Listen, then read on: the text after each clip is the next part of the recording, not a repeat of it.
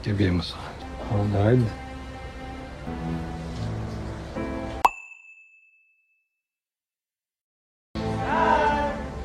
May papakita lang po.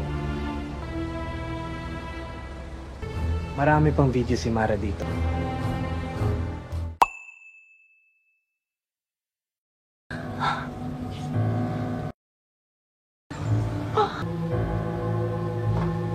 Ako naman! Shit! Kinantot na rin kita. Ano? Oh? Ano? Yung video.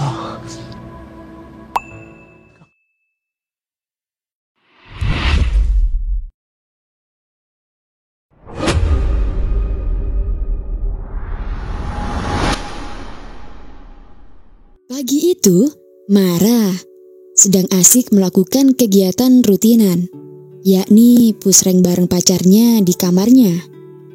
Namun tak lama terdengar panggilan dari adiknya yang menyuruhnya untuk segera keluar menjaga dagangannya.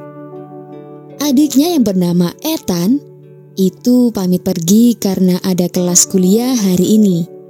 Nah, kebetulan saat itu ada seorang ibu-ibu hamil yang lagi beli es bobanya.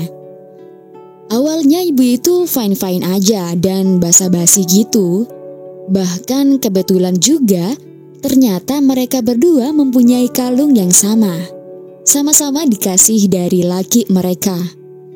Gak lama muncul seorang pria dari rumahnya Mara, yakni Daniel, pacarnya Mara, yang ternyata sekaligus suami dari ibu-ibu itu, guys. Ako ang asawa niyan! Telma, pwede ba yung bata? Sabihin mo sa akin, totoo ba yun? Malandi ka! Telma! Percekcokan itu cukup membuat hati Mara patah hati. Karena ternyata selama ini dirinya cuma jadi selingkuhannya suami orang. Ia pun curhat pada Isabel, sahabatnya itu. Sebagai seorang sahabat, Isabel ngehibur dan menyarankan Mara untuk tidak mengambil hati tentang percintaannya itu. Karena di dunia ini bener-bener gak ada lelaki yang bisa dipercaya dan menurutnya cinta hanyalah ilusi. Isabel juga menyatakan bahwa dirinya tak punya kehidupan cinta, tapi dirinya kini tetap sangat bahagia. Tak lama Isabel dijemput seorang parubaya yang tak lain adalah dedinya. Maksudnya sugar dedinya, guys. Bye! Di malam itu dedinya meminta Isabel untuk menservis rudalnya karena perjalanan dari Amerika itu membuat mereka lama gak begituan. Di tengah penservisan rudal itu, mungkin saking enaknya, jantung Dedi sampai mengalami degupan yang begitu kencang hingga membuatnya sulit bernafas dan mengharuskan dirinya memakai bantuan alat oksigen. Ya maklum karena udah bau-bau tanah ya guys. Meskipun begitu, Isabel gak mau rugi dong. Di tengah nafas si Dedi yang engap, ia meminta dibelikan barang-barang branded yang saat ini lagi rilis koleksi terbaru. Dengan rayuan elusan halus dan kalimat manis, si Dedi itu pun dengan mudah memberikan black cardnya pada Isabel. Wow, adegan ini merupakan sebuah tutorial agar cepat kaya ya guys. Hehe, canda guys. Sedang di lain tempat, Mara kebingungan gimana caranya cari uang buat biaya kuliah adiknya itu. Karena malam itu Ethan meminta uang lebih buat bayar semester yang sempat tertunda. Oh, tsaka yung mga yun.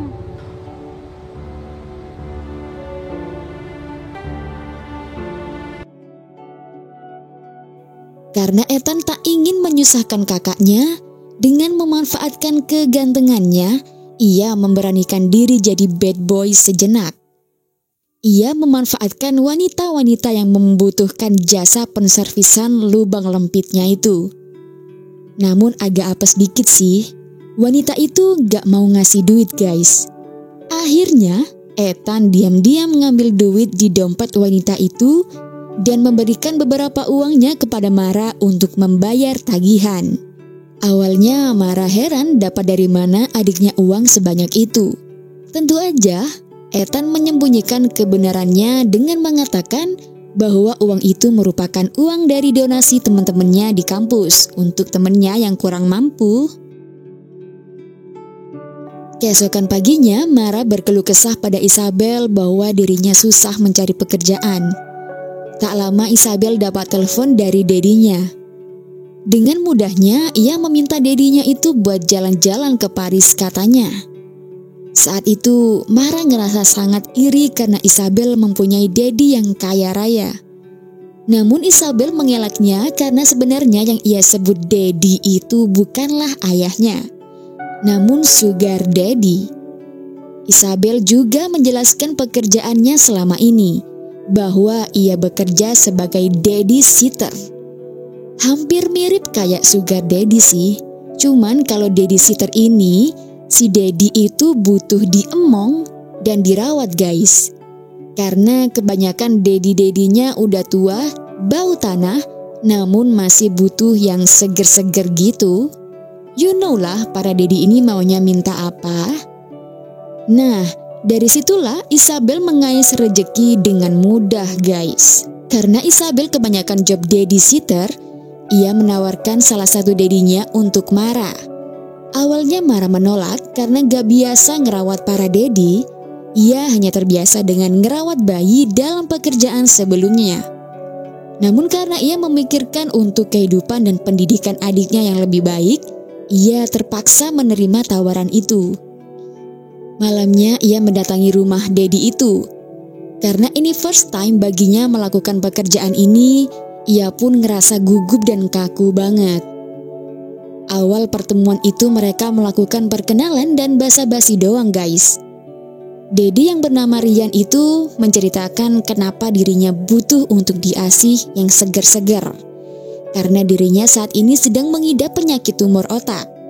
Dan dia didiagnosis dokter hanya mempunyai waktu 6 bulan hingga setahun untuk bertahan hidup. Oleh karena itu, di masa-masa akhirnya ia ingin mencari ketenangan dan kebahagiaan guys. Setelah pengenalan itu, Rian juga berjanji akan menjaga Mara dengan baik katanya. Tak lama Rian menyilaturahmikan bibirnya kepada Mara dan mulai bercocok tanam dengan santai. Malam itu juga Rian langsung mentransfer uang buat Mara sebagai bayarannya karena servisan Mara performannya sangat bagus katanya. Kini Mara udah bisa hidup tenang tanpa ada kekhawatiran soal uang. Dan keesokan malamnya Mara dan Isabel datang ke sebuah pesta buat minum-minum di sana.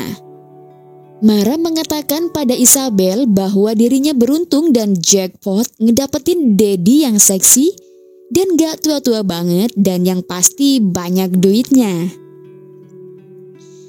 Tak lama Isabel pergi sebentar untuk menjemput temennya dan meninggalkan Mara sendirian. Lalu datanglah cowok random yang tiba-tiba aja jogetin Mara dan mereka pun akhirnya berkenalan. Joseph memperkenalkan diri pada Mara dan mengajak Mara joget bareng yang saat itu Mara udah agak ngerasa mabok. Penampilan bad boy Joseph cukup membuat Mara tertarik. Tiba-tiba aja Joseph memberikan kayak permen gitu, tapi bukan permen, pada Mara dengan cara mengokop bibirnya Mara kayak gitu. Setelah pengokopan itu tanpa basa-basi, Mara langsung mengajak Joseph ke dalam ruangan buat pusreng bareng di sana.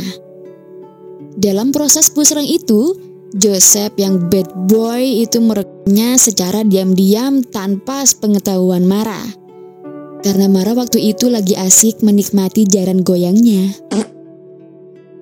Keesokannya Mara menceritakan pada Rian bahwa dirinya tadi malam mendatangi pesta bersama teman-temannya.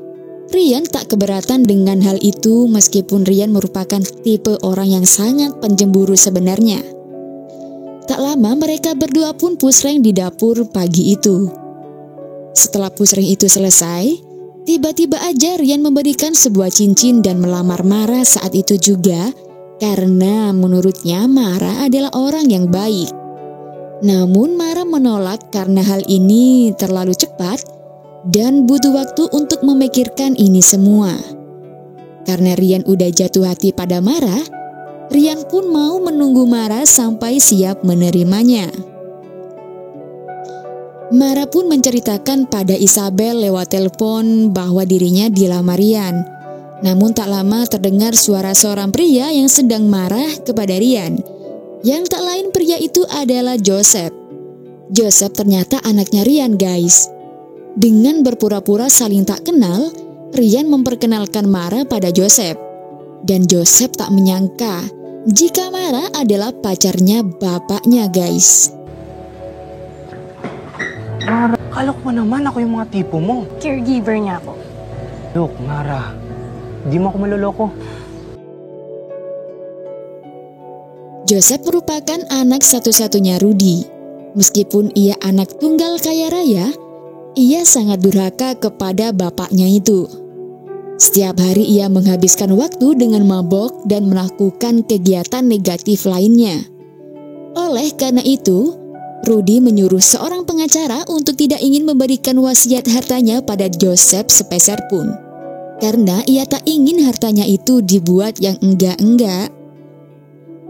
Mendengar pernyataan Rudy seperti itu, ia memohon pada ayahnya itu dan berjanji dia akan berubah menjadi anak yang baik dan penurut untuk mendapatkan warisan itu.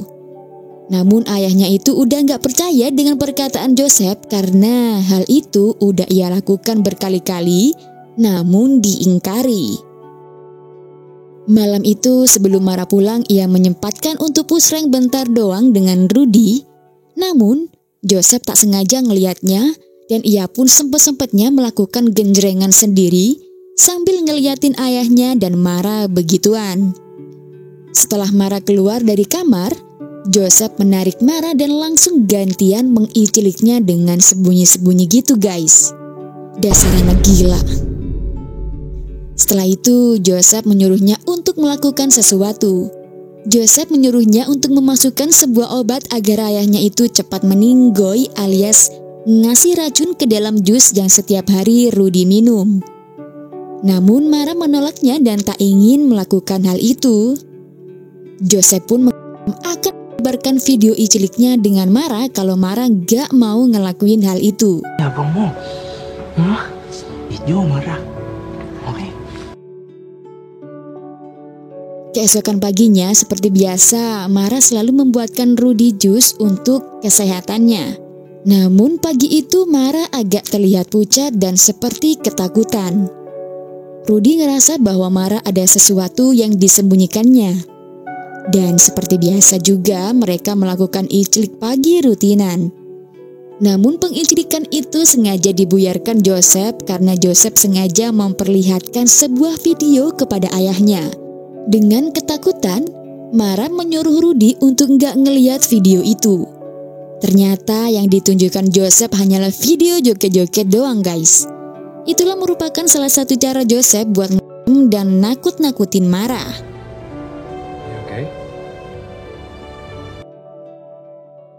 Malamnya, Mara pun akhirnya memberanikan diri untuk menemui Joseph dan mau melakukan apa yang disuruhnya itu. Dan tentu keesokan paginya ia membuatkan jus untuk Rudy dan memberikan jus itu untuk diminumnya.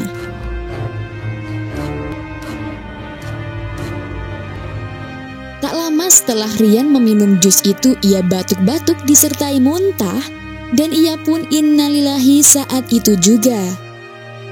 Tak lama Joseph muncul dan mentertawakan ayahnya yang telah meninggoy itu karena ia pikir kini semua warisan akan jatuh ke tangannya.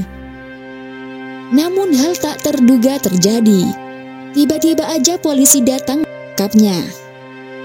Hal itu terjadi karena ternyata selama ini Mara dan Rudy hanya berakting saja untuk menjebak Joseph yang gak tahu diri itu.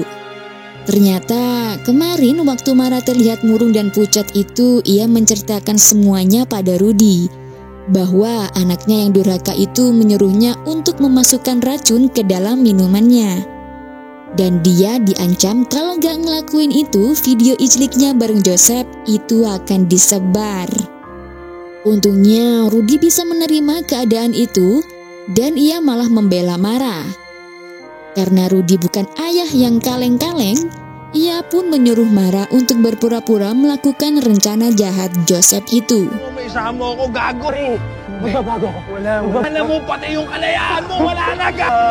Ikaw may ka naman ng radyo.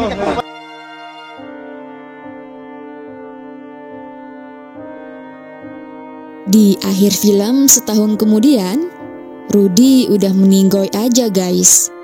Seorang pengacara menjelaskan bahwa semua harta warisan milik Rudy kini menjadi miliknya Mara, termasuk rumah dan perusahaan yang dimiliki Rudy. Bahkan Rudy juga telah membiayai kuliahnya adiknya itu. Wah, ajib banget guys. Jadi orang kaya jalur ani-ani.